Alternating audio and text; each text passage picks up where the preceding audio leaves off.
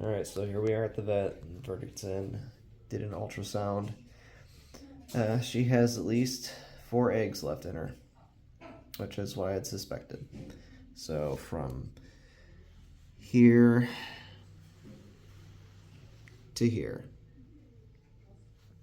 And to me, it was quite obvious because of the way her belly is distended.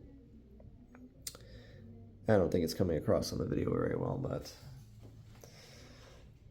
surgery isn't really an option with how weakened she is. So the whole idea right now is to get her an injectable antibiotic and carnivore care to hopefully give her some strength, and then maybe at some point oxytocin once the respiratory infection is dealt with, or I can take her to a vet in Ohio who has experience with doing surgeries.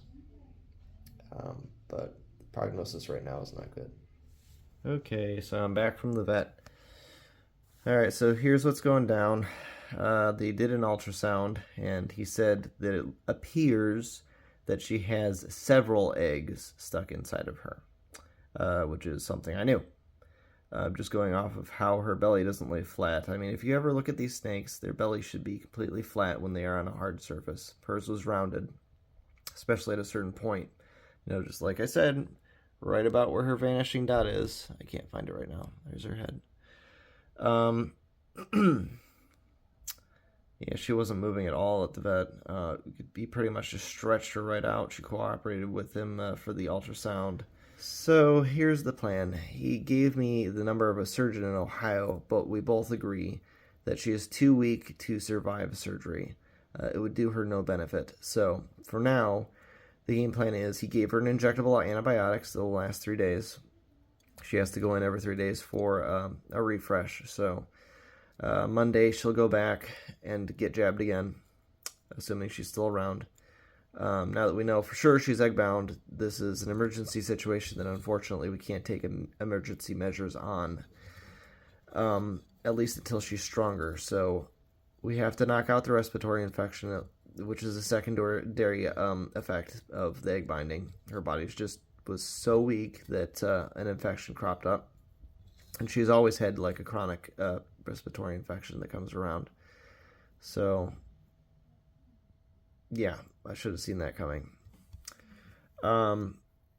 She doesn't have any strength. She's dehydrated. She has caving in her belly now with how much diarrhea she's been going. So he went to get me Oxbow Predator Care, and he said it was on back order, so he wasn't sure if he had it. Sure enough, he didn't have any, but he gave me an alternative, which is the competitor. So I am going to be feeding her with a catheter. And he said that it shouldn't, the antibiotics shouldn't interfere with her ability to digest this. So that is what I'm going to do. He recommended that I make it extremely thin to start, and then get some in her body so that she'll have fluids, which I agree with. And if we can get to a point where she's baseline, I'll call the surgeon in Ohio and see if I can't set up an appointment for surgery.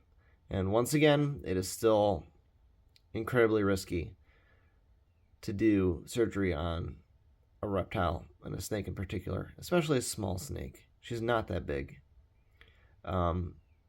He said he's done surgery on ball pythons and boas were the ones he was most comfortable doing surgery on. So shows you where we're at. The only question I really have is why, when I talked to the other vet, did she not suspect egg binding? She thought there was nothing in there. It is, now that she's thin, I suppose now that she's thinned out a lot, it is painfully obvious that she has something still stuck in there. So I'm going to do what I can with how weak she is. I mean, I said before in one previous video that I thought she'd hit rock bottom. I was wrong. This is worse because she's not moving at all. I don't know if she's going to survive this. I saw that Jermaine Guy lost his Lemongoswoma to egg binding, and I don't even think she was egg bound that long. Yeah, once I'm gonna guess the only reason Alys has survived this long is because she probably has not ruptured an egg inside of her. Because if she had ruptured an egg, all that crud would have been crawling with bacteria. The toxins would have overwhelmed her body. She would have gone into shock, and that would have been it. That's pretty much what happened to Klaatu. So, hoping and praying at this point that I can get her energy levels back up. And also, that by the time, if she survives, by the time the surgery rolls around, I will have the funds to actually pay for it. Because my coffers are pretty dry right now.